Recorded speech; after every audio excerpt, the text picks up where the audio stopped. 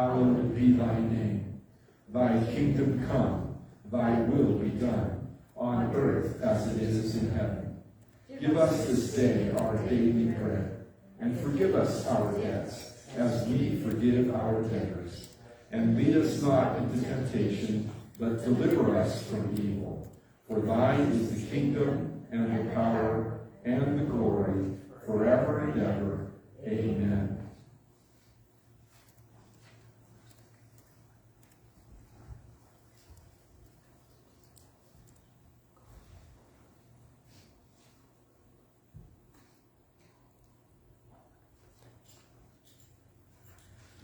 The story of a Mrs. Hollis Sharp of Los Angeles.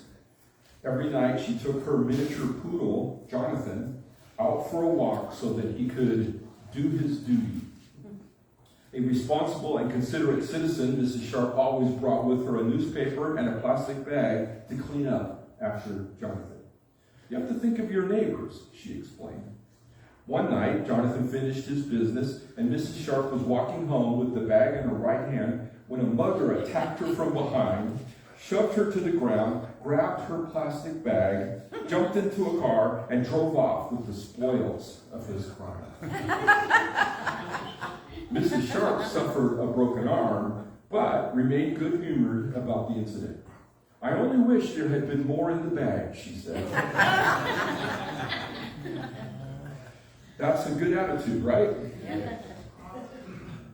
Sometimes when you... Never mind. Let's just go to Acts chapter 18. Acts chapter 18 is where we're at. We're looking at this book of Acts, and we're seeing what's going on in the early church. And as we've been going through this book, we've been seeing what the church does, what that church did in those days. We're supposed to be doing similar things because we're in the same kind of time, which is Jesus has died and rose again. Then he ascended into heaven, and he has left us here on earth to live out our lives in witnessing and evangelizing and caring for one another and doing all the things that we're supposed to do as Christians while we wait for Jesus to come back. And it seems like sometimes that we're different than them, or that they were different than us. And then I just want to say that the contexts are different. I mean, we obviously have a lot of technology that they didn't, just to name one thing. But the reality is, people are the same then as they are now. And so what we see as we go through this book is that Paul, the apostle, is going through the world, really, and he's trying to get people to hear and then believe in Jesus and to follow Jesus. And that's his mission in life, and that's his calling in life, and that's what he's doing. And so we're getting into the chapter 18, which is a visit to a town called Corinth. And we're going to talk a little bit more about what that is. But the interesting thing is that at this point, he's most of the way through his second missionary, what we call a second missionary journey. And it's starting to appear like he's starting to get a little, I don't want to say frustrated. He's just getting a little maybe weary of the whole thing. Corinth is last week we saw him, he was in Athens, or the last 2 weeks ago actually, he was in Athens, and he was talking to a bunch of academic people who were, very philosophical and talking deep things about creation and about God and all. When we get to Corinth, though, we're going to see a totally different kind of audience. And this is what it starts with in Acts chapter 18, starting in verse 1. We're going to read the first 4 verses. It says, after this, this is him preaching in Athens, and he had this discussion with them. Paul left Athens and went to Corinth.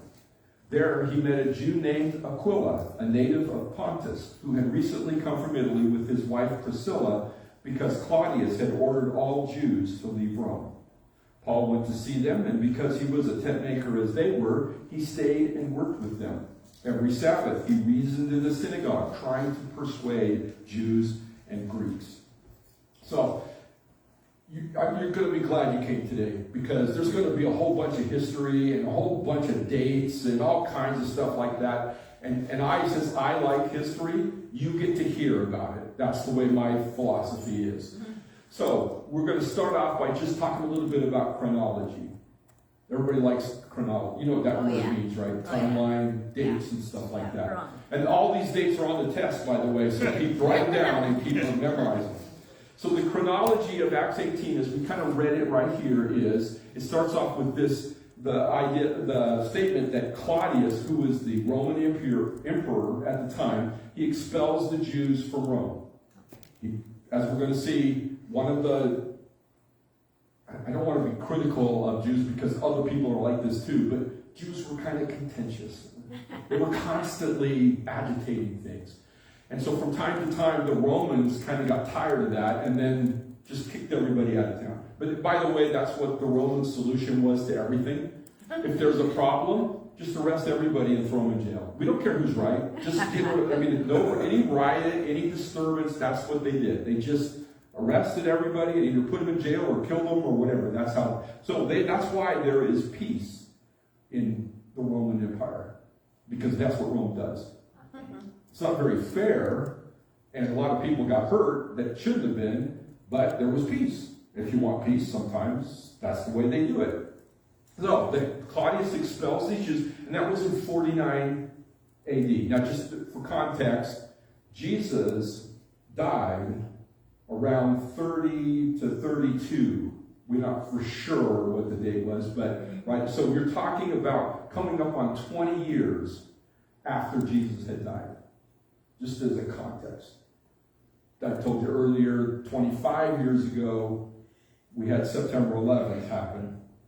So you can kind of get a time. That's almost the same as this from when this happens. So Paul arrives in Corinth around the next year.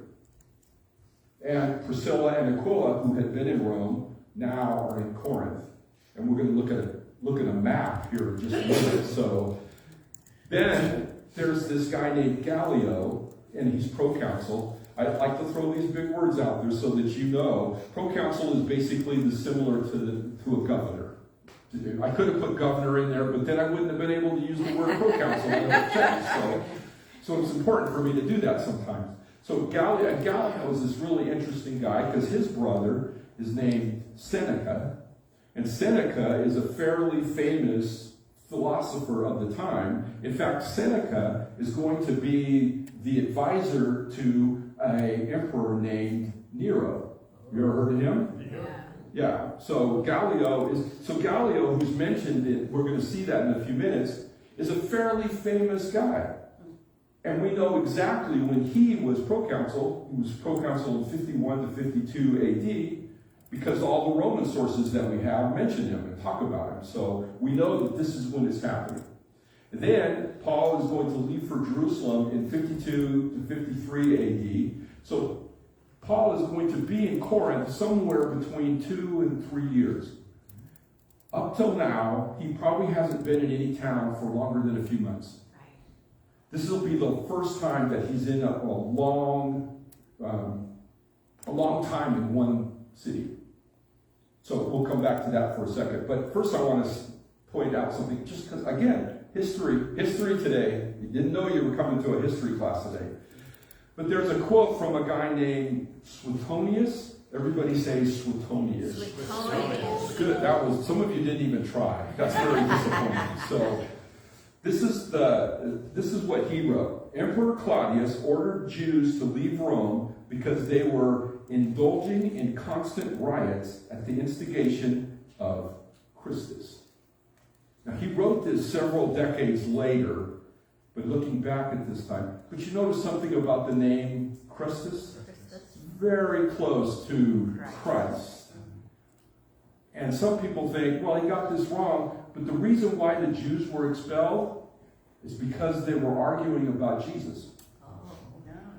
The Christ. Who's the Christ? And we look back over the few cities that we've covered, this has been coming up. Right. And so again, this is what the Romans do. The Romans say, Jews, you're arguing about who your Messiah is? Well, then we're just kicking everybody out of town. The thing to kind of remember is at this point, Christianity is still considered part of Judaism.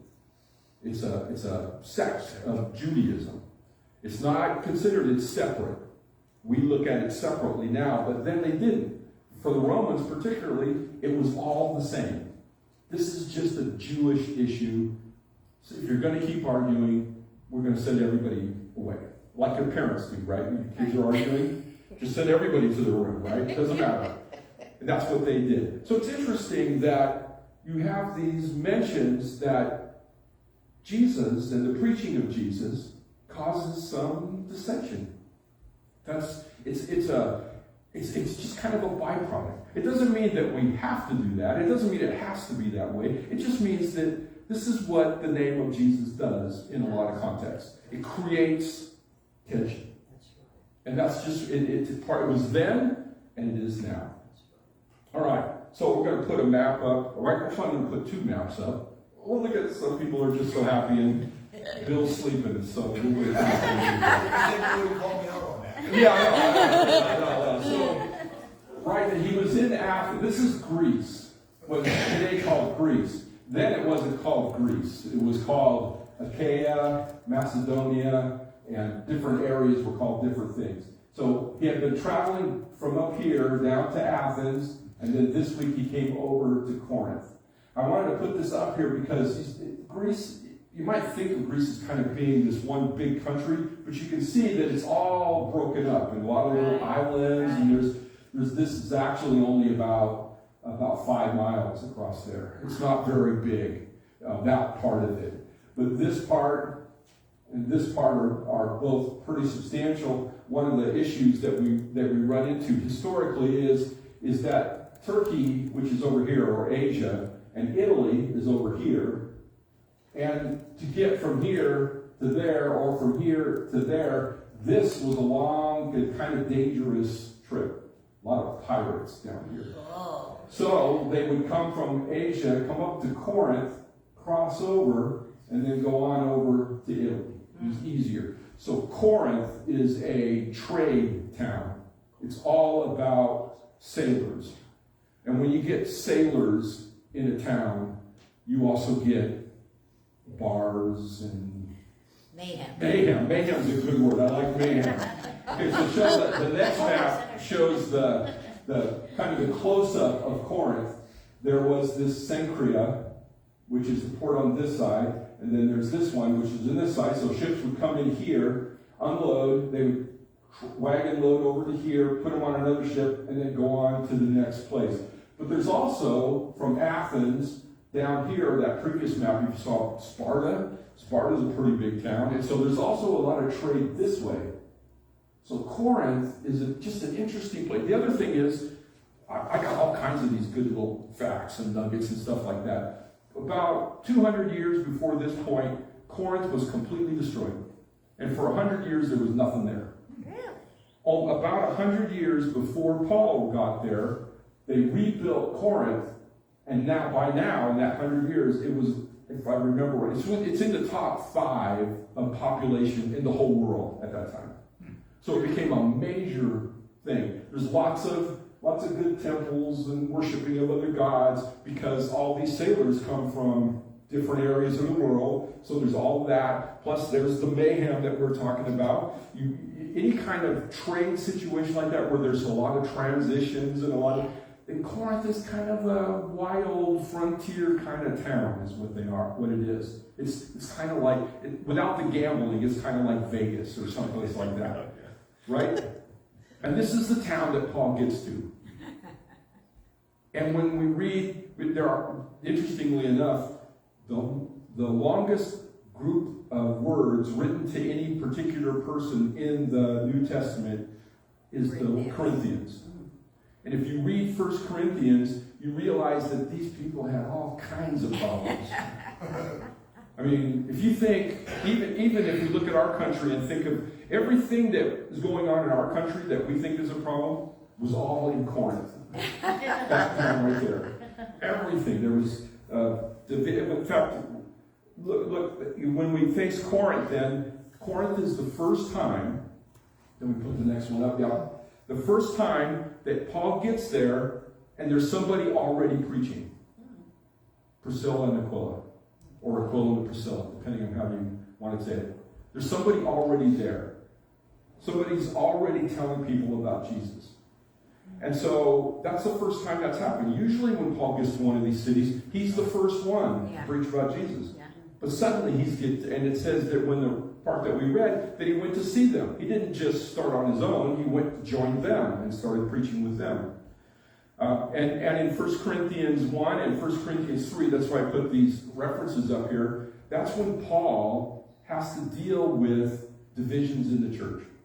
Why? Because some people are following Priscilla and Aquila, some people are following a guy named Apollos, and some people are following Paul, and some people are following Peter, and there's all this. So there's all this division going on. It's almost like the church was divided up into a whole bunch of denominations, and people were just listening to particular people. We don't have that here, but they did then, right? And I was just kidding by that. We have all kinds of that, right, even now. But it started even way back then. Secondly is that Paul's occupation is mentioned.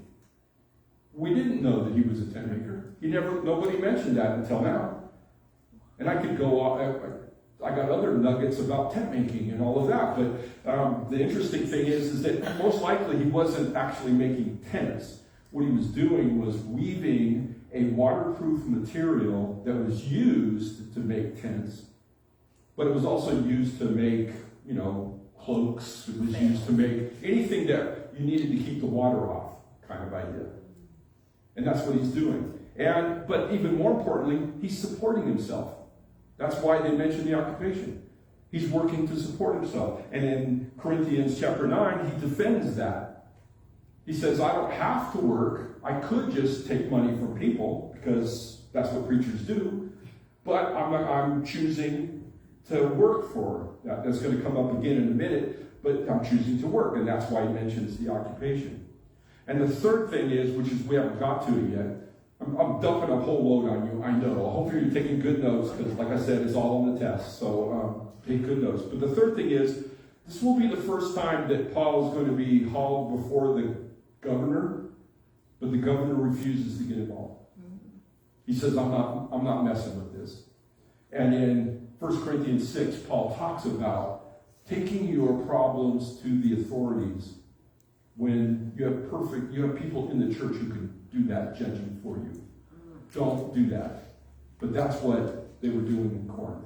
And so you can see the beginnings of all the things that he talks about in Corinth, or the letter to the Corinthians, in this place called Corinth. Okay. That's the introduction. You know everything. Well, you don't know everything, but you know a lot of stuff. So keep all that stuff in mind.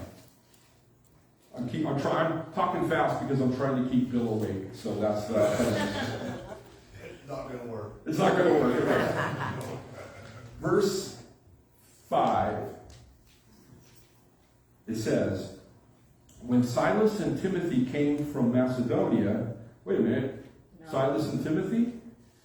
They were all the way back in Thessalonica.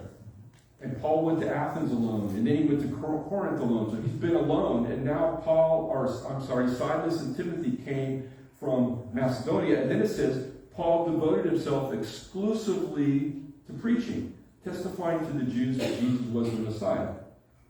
Why did he do that? Or how could he do that? And the answer is, because we know from Philippians, the letter of Philippians, we also know from Thessalonica, and we also know some from verses in Corinthians, that what Silas and Timothy brought was money from those churches to support Paul while he was preaching in Corinth.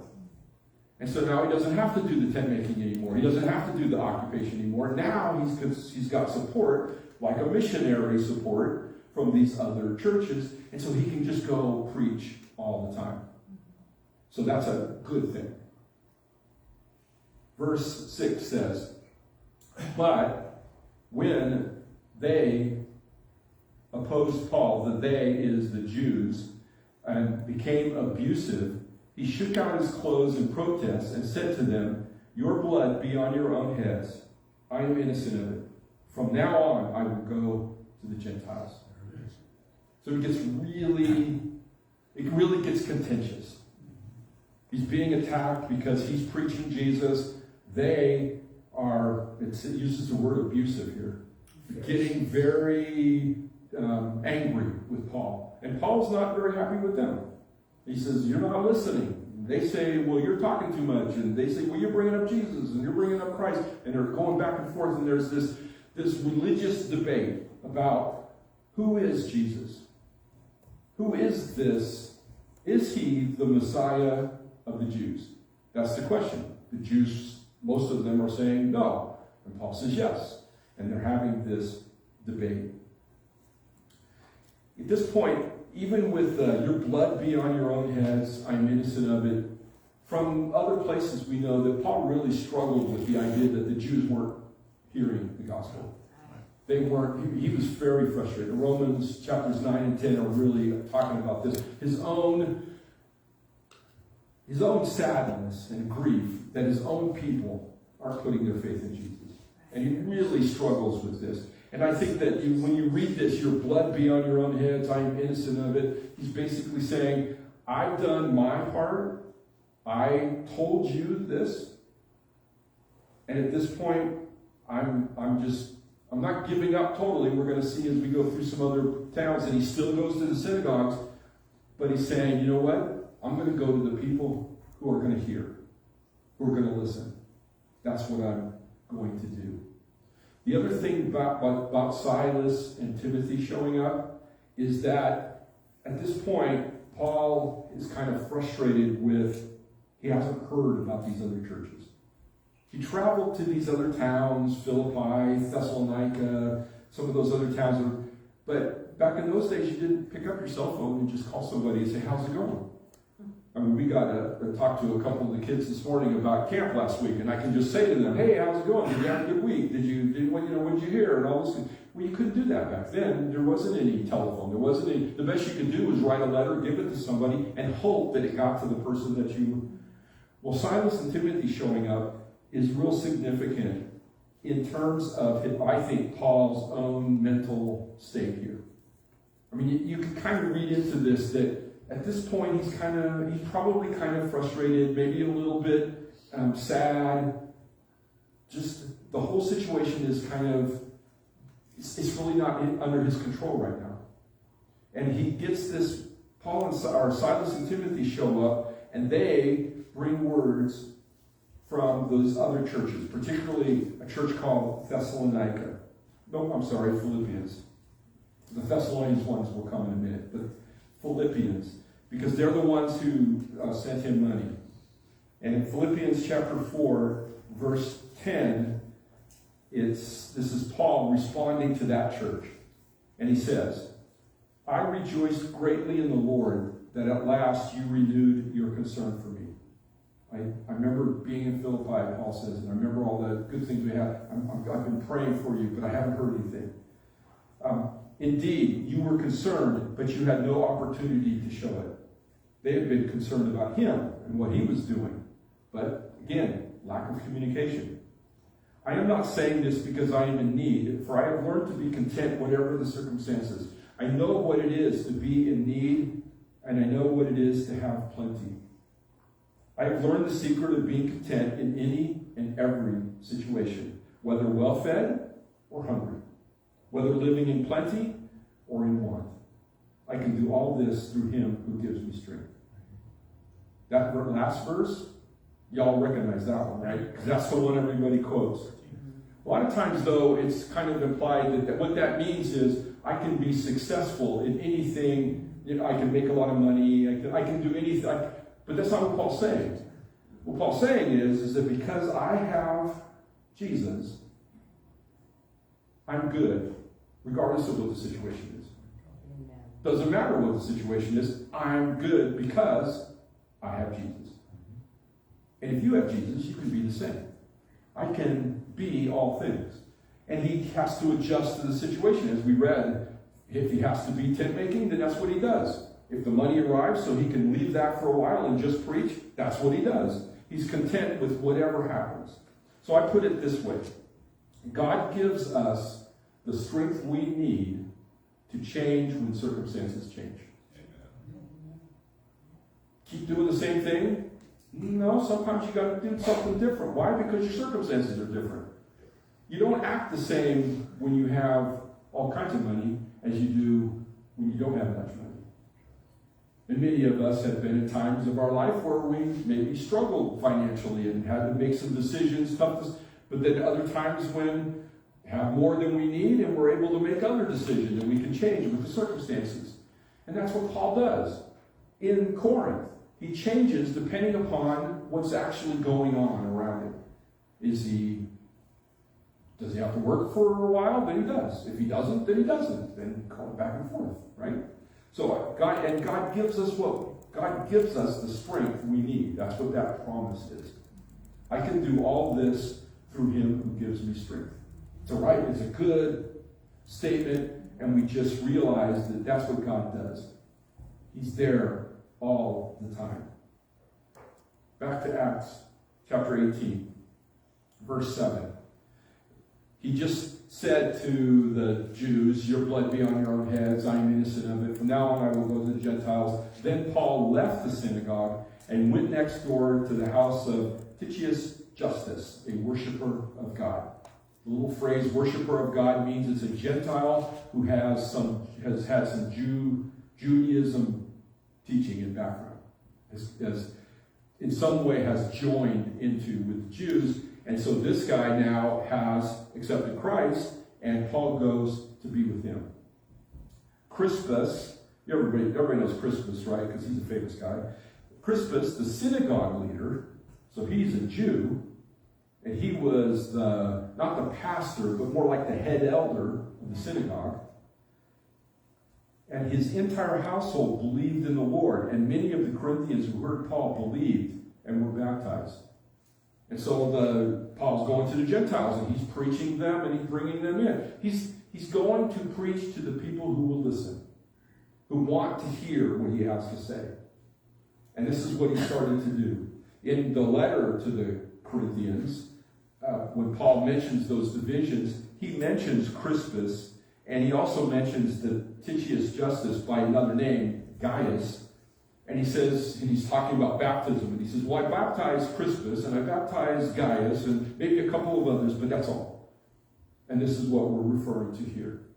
He's got some people that he's starting to teach, and he's starting to lead. Then, one night, in verse 9, the Lord spoke to Paul in a vision. Do not be afraid. Keep on speaking. Do not be silent. This is a word from God that he needs because he has stopped talking to the Jews. The Jews are God's people. The Jews are Paul's people. And he's probably thinking, I hope I made the right decision. I hope I made the right choice here. And God is just saying to Paul, you're doing good. You're doing good. You're doing what I want you to do. And he says, for I am with you, and no one is going to attack and harm you, because I have many people in this city. Wow, many people in this city. Some commentaries point out that the word people there is usually the word that is used to refer to Jews. But here it means God's people. Gentiles. People who believe in Jesus. And that's what the encouragement is. Having other people following, you're with, and you see them following Christ too. This is the problem that a lot of people have, some people have, when they don't go to church, is you don't see other people following Christ. You don't get to talk to them. You don't get encouragement from them, and you can't encourage them because of that. And just from this, the assumption would be is that Paul's kind of discouraged. Maybe Athens and now Corinth. Before this, lots of people were coming to Christ, and now it just seems like it's a few. I have a thing that I read here about an anonymous pastor who wrote the following. In the first 5 years of ministry, I had a sign on my desk that read, "Win the world for Christ." In my second 5 years of ministry, I put up a new sign that read, "Win one or two for Christ." Since that time, I have this sign on my desk. Try not to lose too many. Sometimes that happens, and you think that, the Christian life is all, they've got the strength to do anything, and that people don't get discouraged. But people do. Pastors get discouraged. For the last few years, there are more pastors leaving the ministry than there are coming in. Wow. Discouragement. The statement would be, discouragement comes when we focus on rejection rather than faithfulness. God doesn't call us to win the world. God calls us to be faithful. Do what I ask you to do. If lots of people get saved, great. If people don't, doesn't matter. The point is, be faithful. So Paul stays in Corinth for 1.5 years, teaching them the Word of God. And then you look at the letters that he wrote 8 or 10 years later, and you look at the mess that the Corinth church is in, and he could easily look at that and say, I spent 2 years with these people, 1.5 years with these people, and look at them. I spent 9 years with you people. Right? No, not right. You're all great people. You're all encouraging to me. But that can happen to pastors. It can happen to anybody. You work with somebody and you disciple them and you talk to them. Maybe your kids are that way and you did all this stuff. And then you look at them and you think, well, I just wasted all my time. And we get discouraged. And then God says, just do what I ask you to do. Leave the results up to me. Don't get, I understand you're discouraged. And Paul, God says, I get that.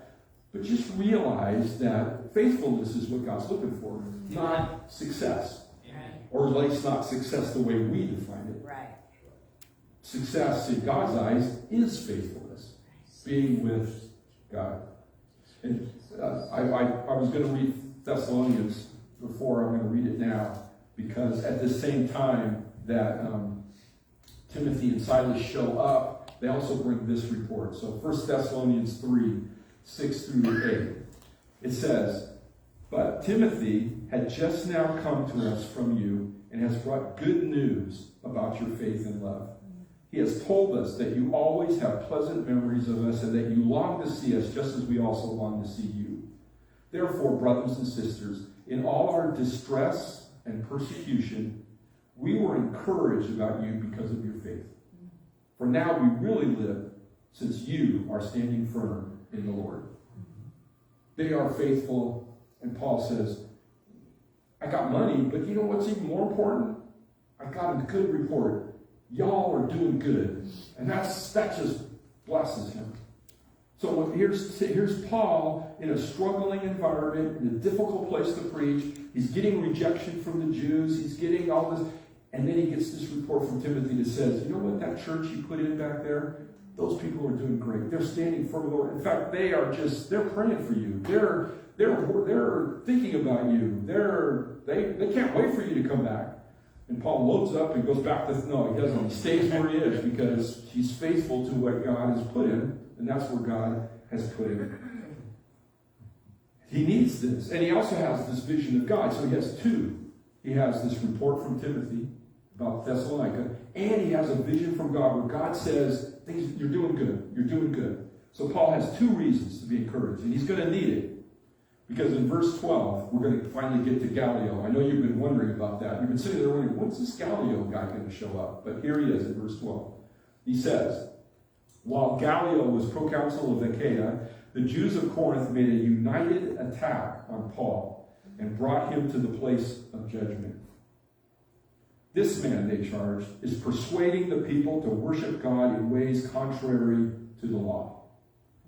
Now, there's some little bit of a disagreement here. Are they saying that he's doing something against the Roman law? Or is he saying they're going to do something against the Jewish law?